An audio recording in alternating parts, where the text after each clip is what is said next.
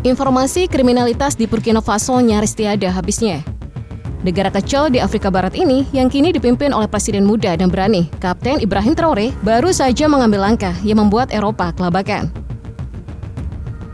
Pemerintah militer Burkina Faso menangkap 8 warga Eropa yang bekerja di organisasi kemanusiaan asing dengan tuduhan melakukan spionase atau kegiatan mata-mata atas nama lembaga non-pemerintah. Langkah ini membuat banyak pihak terkejut.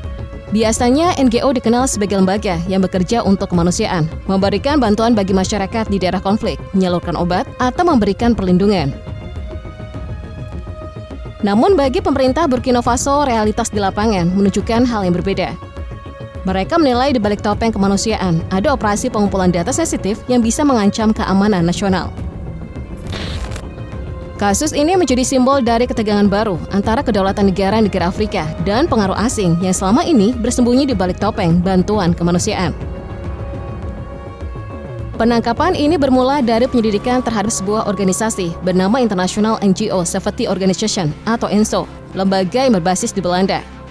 INSO selama ini dikenal sebagai organisasi yang membantu para pekerja kemanusiaan di zona konflik dengan menyediakan informasi keamanan, peta risiko, dan koordinasi di lapangan. Tetapi aparat keamanan Burkina Faso menemukan aktivitas yang mencurigakan. Beberapa staf INSO diketahui mengumpulkan data yang sangat detail mengenai operasi militer, rute konvoi tentara, jumlah pasukan di lokasi tertentu, dan laporan pergerakan kelompok bersenjata di berbagai wilayah. Pemerintah menilai data seperti itu terlalu sensitif untuk sekedar alasan keselamatan pekerja kemanusiaan. Bagi militer Burkina Faso, itu adalah bentuk spionase. Mereka meyakini para pekerja NGO tersebut telah menyusup untuk mengumpulkan dan menyerahkannya kepada pihak asing, terutama negara-negara Eropa yang masih memiliki kepentingan besar di wilayah Sahel. 8 orang langsung ditangkap, terdiri dari 2 warga Prancis, 1 warga Ceko, 1 warga Mali, dan 4 warga Burkina Faso. Salah satu dari mereka bahkan menjabat sebagai Direktur Regional INSO untuk wilayah Burkina Faso. Pihak INSO tidak tinggal diam. Mereka membantah tuduhan tersebut dan menyebut bahwa seluruh data yang mereka kumpulkan bertujuan untuk melindungi pekerja kemanusiaan agar bisa menghindari wilayah berbahaya. Menurut mereka, informasi yang dikumpulkan bukan rahasia militer dan sebagian besar sudah tersedia untuk publik. Tapi pemerintah Burkina Faso tidak percaya begitu saja. Bagi mereka, pengumpulan data militer dan rute pasukan adalah hal yang sangat serius, apalagi dilakukan oleh warga asing. Dalam konteks perang melawan kelompok teroris, informasi sekecil apapun bisa menjadi senjata berbahaya yang dapat membocorkan strategi militer negara. Negara-negara Barat langsung beraksi keras. Media Eropa menuding pemerintah Burkina Faso bertindak otoriter, anti-NGO, bahkan paranoid terhadap dunia luar. Namun di sisi lain, banyak kalangan di Afrika justru melihat langkah itu sebagai keberanian. Bagi mereka, Traoré hanya sedang mempertahankan hak dasar negaranya, hak untuk berdaulat dan melindungi dirinya dari infiltrasi asing yang selama ini sering disamarkan sebagai bantuan kemanusiaan. Di bawah kepemimpinan Kapten Ibrahim Traoré, Burkina Faso memang mengalami perubahan besar. Sejak mengambil alih kekuasaan pada tahun 2022, Traoré bertekad mengembalikan kedaulatan penuh negaranya. Ia memutus hubungan militer dengan Prancis, menutup pangkalan pasukan asing, dan memperkuat kerjasama dengan negara-negara sesama Afrika, serta mitra non-barat seperti Rusia dan Turki.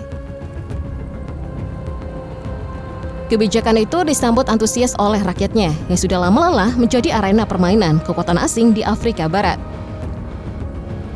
Traoré berulang kali menyatakan bahwa banyak organisasi asing beroperasi tanpa transparansi dan kerap mencampuri urusan dalam negeri. Pemerintahnya kini melakukan audit besar-besaran terhadap seluruh NGO yang bekerja di Burkina Faso.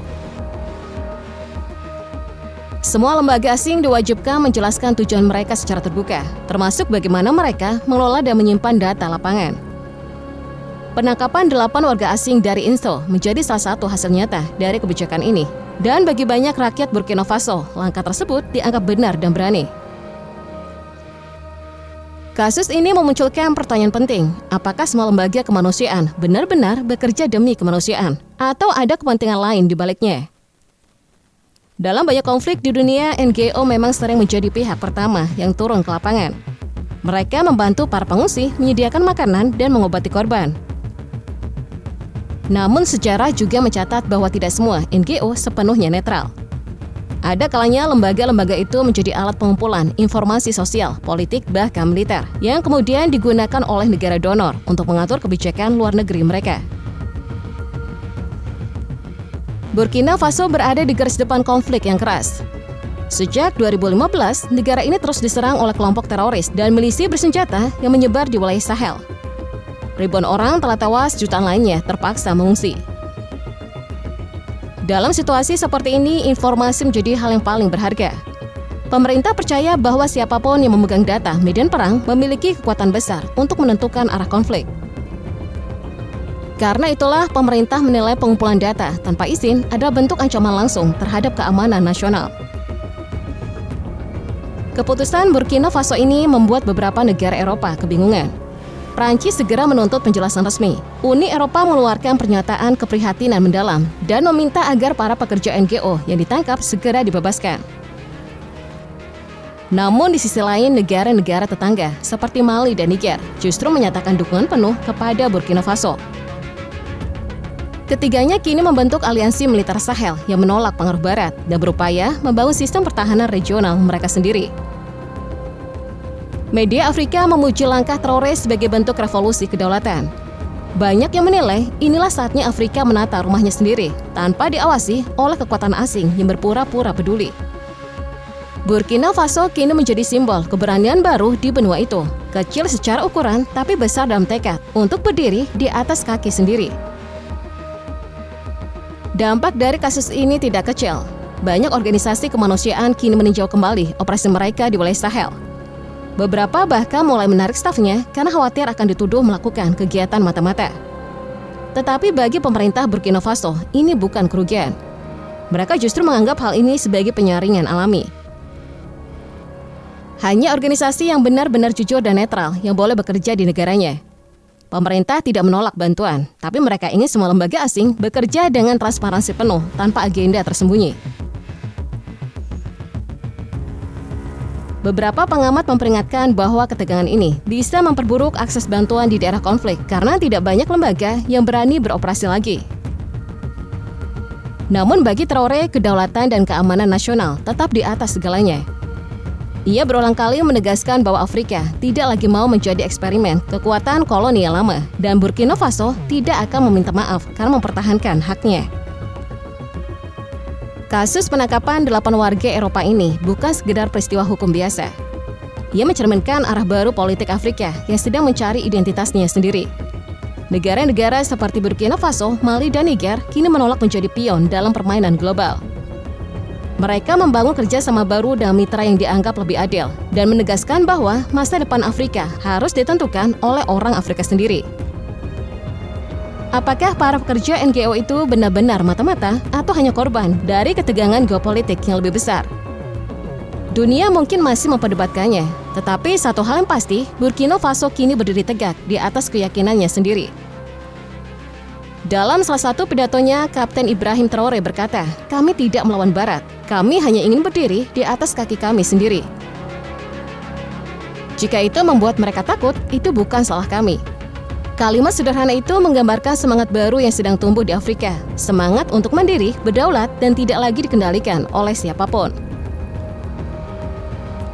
Burkina Faso mungkin kecil di peta dunia, tapi tekadnya besar.